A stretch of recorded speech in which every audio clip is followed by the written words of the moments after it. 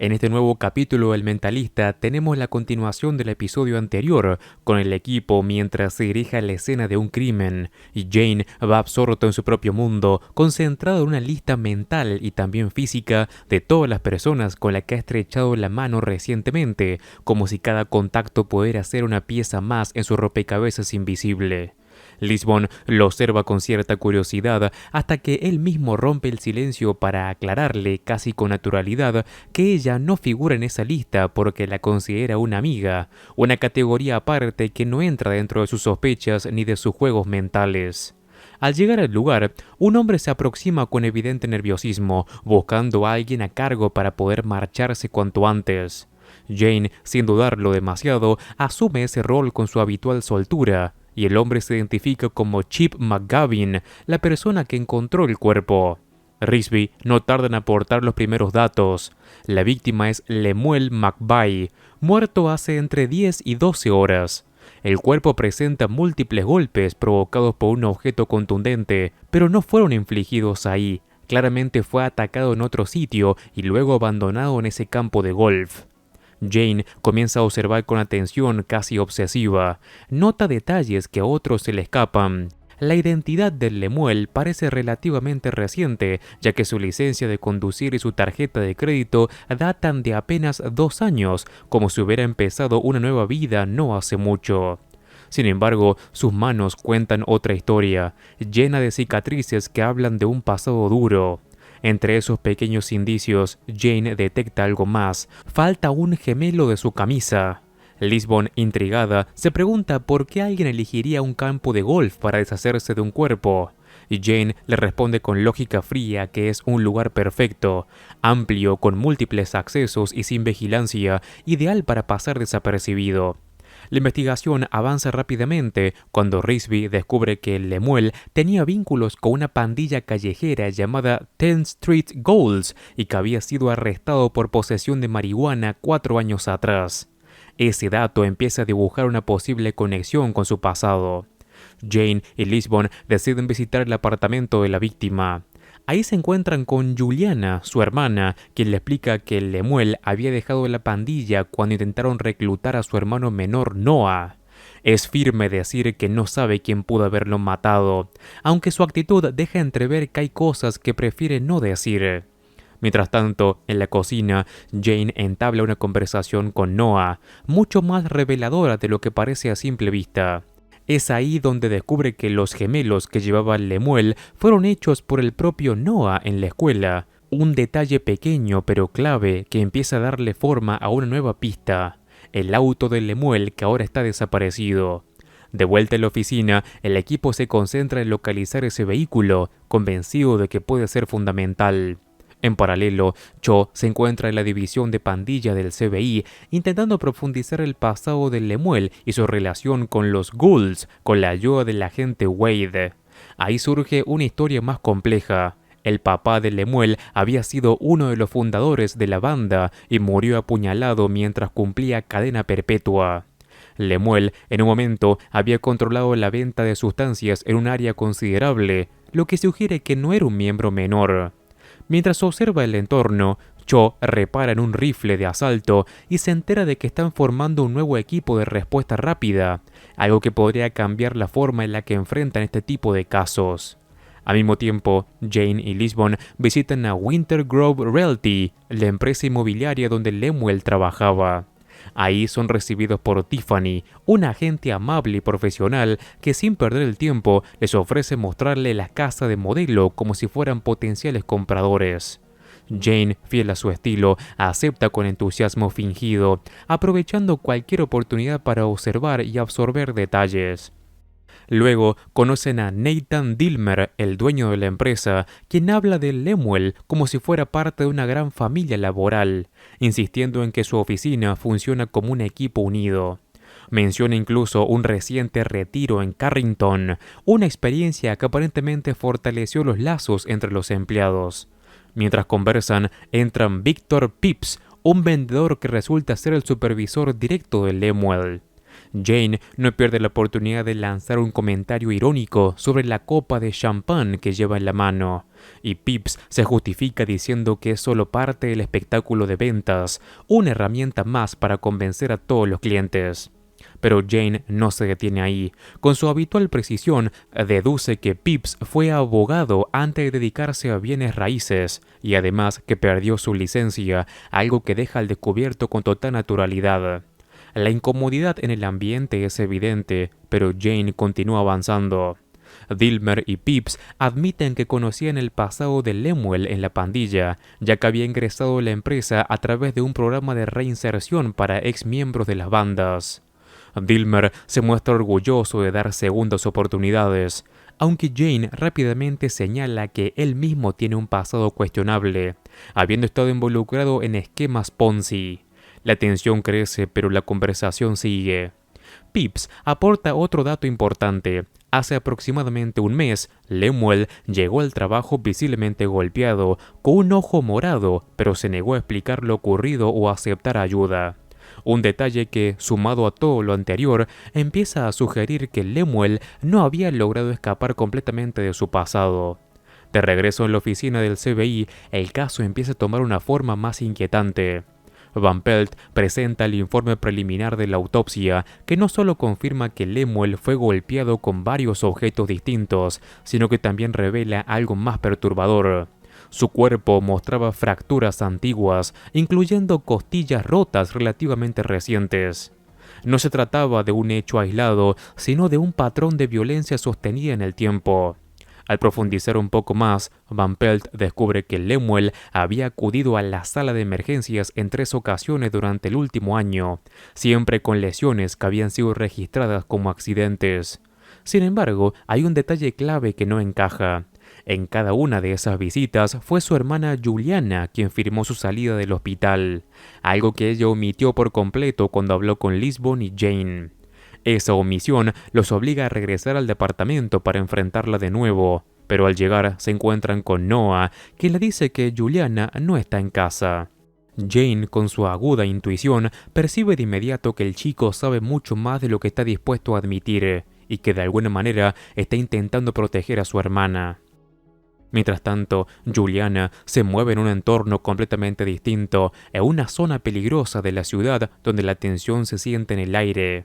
Ahí se enfrenta directamente a varios miembros de la pandilla y exige saber dónde está Shade. Los hombres se burlan de ella, subestimándola, pero la situación cambia en un instante cuando Juliana saca un arma y los amenaza con dispararles. La escena está a punto de volverse irreversible cuando la policía irrumpe y Lisbon está al frente. Con firmeza pero sin agresividad, logra persuadirla para que baje el arma antes de que todo se salga de control. Juliana entonces es detenida y llevada para ser interrogada. En el FBI, finalmente empieza a hablar con más claridad. Explica que el arma pertenecía a Lemuel, que la llevaba para protegerse, lo que confirma que vivía bajo amenaza constante. También revela que estaba en problemas con los ghouls, especialmente con un miembro llamado Shade, cuyo verdadero resentimiento venía de que tras la salida de Lemuel, su propio negocio de sustancias había decaído. Desde su perspectiva, Lemuel le debía dinero, y ese sentimiento de deuda se había transformado en violencia. Según Juliana, Shade era el responsable de las golpizas que Lemuel había sufrido durante el último tiempo. Aún así, deja claro que nunca acudió a la policía porque no confía en ellos, una desconfianza que ahora le pasa factura. Está arrestada por portar un arma no registrada, y además comienza a preocuparse por Noah, ya que podría ser enviado a servicios sociales al no haber otros familiares cercanos. Lisbon, aunque entiende la situación, le explica que no tiene muchas alternativas en este punto. En paralelo, Cho consigue el expediente de Shade y confirma que su nombre real es Jaron Slaughter, un individuo conocido por su brutalidad dentro de la pandilla, especialmente contra aquellos que se desvían de las reglas. Lisbon le pide que lo traiga para interrogarlo, y Cho sugiere hacerlo en conjunto con el nuevo equipo de respuesta rápida que se está formando dentro de la unidad de pandillas. Mientras él se encarga de coordinar ese operativo, Lisbon se ve obligada a contactar a servicios sociales, una decisión que claramente no le resulta cómoda. Noah es llevado al CBI y Jane se acerca a hablar con él, intentando evaluar cómo está manejando la situación. El chico está angustiado, más por la incertidumbre sobre el paradero de su hermana que por cualquier cosa. En ese momento, Lisbon entra con la intención de explicarle lo que podría ocurrir con servicios sociales, pero Jane interviene de manera abrupta, diciendo que acaba de tener una idea brillante. La saca de la sala y una vez a solas, admite que no hay tal idea. Simplemente no quiere que Noah termine en un hogar de acogida. Lisbon insiste en que no tiene elección, pero Jane, fiel a su forma de ver el mundo, le recuerda que siempre existen alternativas. Le propone dejar que Noah regrese a su casa y posponer los cargos contra Juliana, al menos temporalmente. Sin embargo, Lisbon ya ha iniciado el proceso con la fiscalía y servicios sociales, por lo que la situación parece difícil de revertir. En medio de esa tensión, Risby aporta una nueva información. Ha revisado los registros del teléfono de Lemuel y detecta llamadas provenientes de un teléfono desechable. Una de ellas se realizó dentro del intervalo de tiempo en el que ocurrió el asesinato, lo que la convierte en una posible pista directa hacia el culpable. Jane, mientras procesa esto, pregunta si se encontró el gemelo faltante de la camisa, y casi como si nada, menciona que tiene una cita pendiente para visitar una casa modelo. Antes de irse, deja caer una frase dirigida a Lisbon, confiando en que hará lo correcto. Esa pequeña presión termina inclinando la balanza. A pesar de todo, Lisbon decide ceder.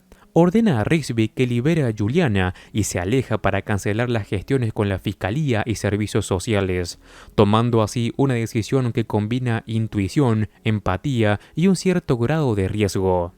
Mientras tanto, Jane regresa a la inmobiliaria, donde Tiffany está lista para continuar con su papel de vendedora.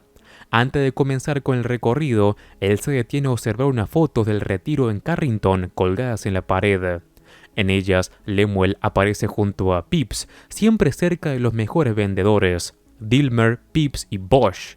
Esa cercanía no parece casual, sino casi una constante en su comportamiento. En ese momento aparece Quentin Bosch, otro de los vendedores estrella, quien insiste en encargarse personalmente del recorrido. Se presenta con seguridad y le pregunta a Jane qué tipo de casa está buscando. Jane, con una naturalidad calculada, señala una propiedad llamada Catalina, ubicada en dirección opuesta, logrando distraerlo lo suficiente como para que, en un breve descuido, pueda tomar un juego de llaves de las casas modelo que cuelga en la pared. Al mismo tiempo, Cho lidera el operativo junto al equipo de respuesta rápida para capturar a Shade. La redada es intensa y desordenada. Shade intenta escapar, pero Cho logra alcanzarlo. Durante la intervención, además se encuentra el auto desaparecido de Lemuel, lo que conecta aún más las piezas del caso. Por su parte, Jane continúa su recorrido con Bosch, fingiendo desinterés por la primera casa que visitan, alegando que no siente nada especial en ella. Esa actitud lo lleva a dirigirse hacia Catalina 2, donde Jane pide quedarse solo unos minutos para sentir la energía del lugar. Bosch, aunque desconfiado, accede. Pero Jane no está ahí por intuiciones abstractas. Apenas se queda solo, comienza a buscar de manera metódica hasta que encuentra lo que necesitaba. Debajo de un sofá en la sala de estar aparece el gemelo faltante de la camisa de Lemuel. En ese instante todo encaja. La Catalina 2 no es solo otra casa modelo, es el verdadero escenario del crimen. Mientras tanto, en la sala de interrogatorios, Cho presiona a Shade, quien termina admitiendo que fue a la oficina de Lemuel y robó su auto. Lo justifica como una especie de compensación por las pérdidas que sufrió en su negocio tras la salida de Lemuel de la pandilla. Para él, ese auto equivalía a lo que creía que le debían. Sin embargo, cuando Cho le señala que Lemuel fue asesinado en una de las casas modelo en ese mismo periodo, Shade se mantiene firme. Para él, el robo del vehículo saldaba la deuda y no tenía ningún otro motivo para matarlo. Lisbon, al recibir esta información, empieza a inclinarse hacia la idea de que Shade no es el asesino.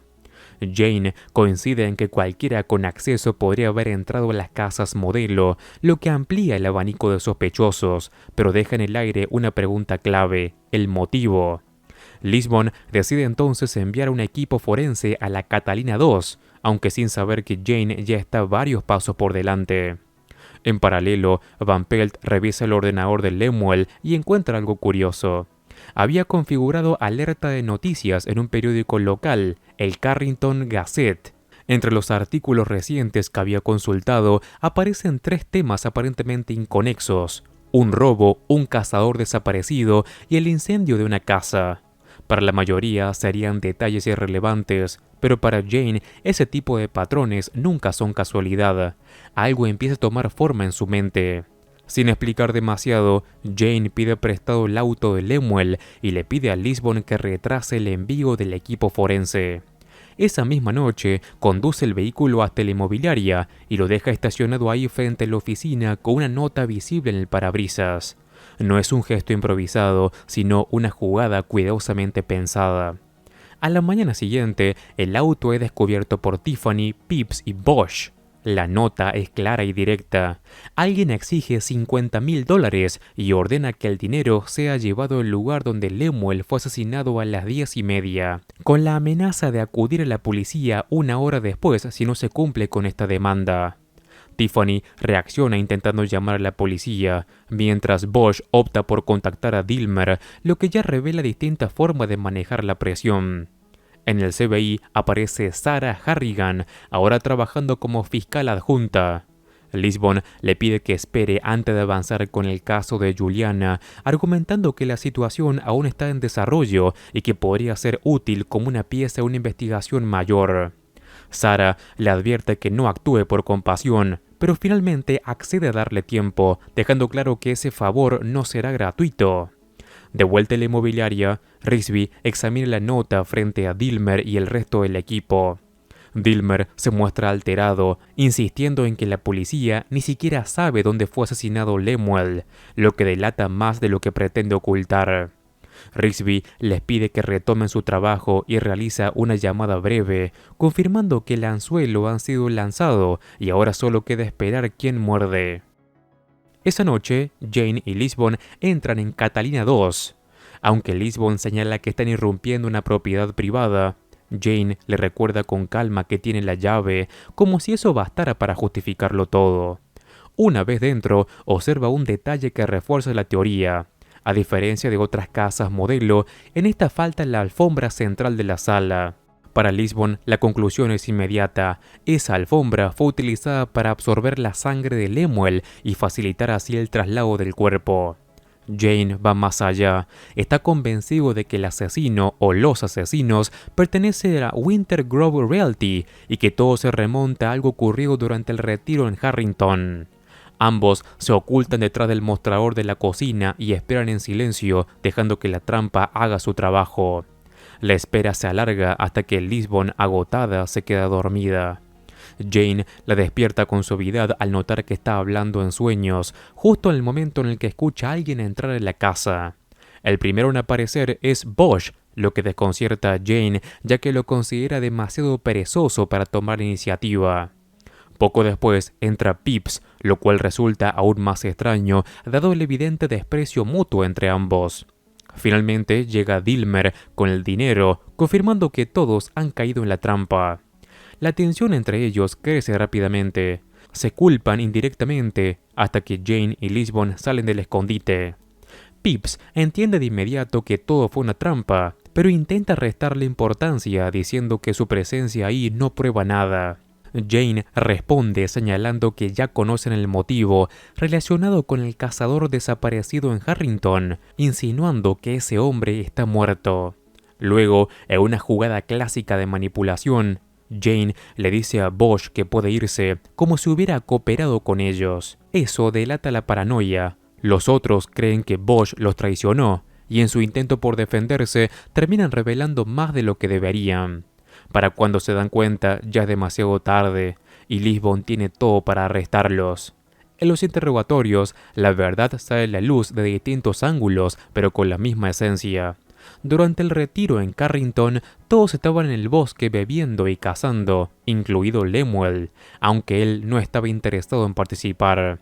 En un momento, Bosch vio moverse una rama y creyó que era un ciervo. Él, junto con Dilmer y Pips, disparó. Cuando se acercaron, descubrieron que habían matado a un hombre.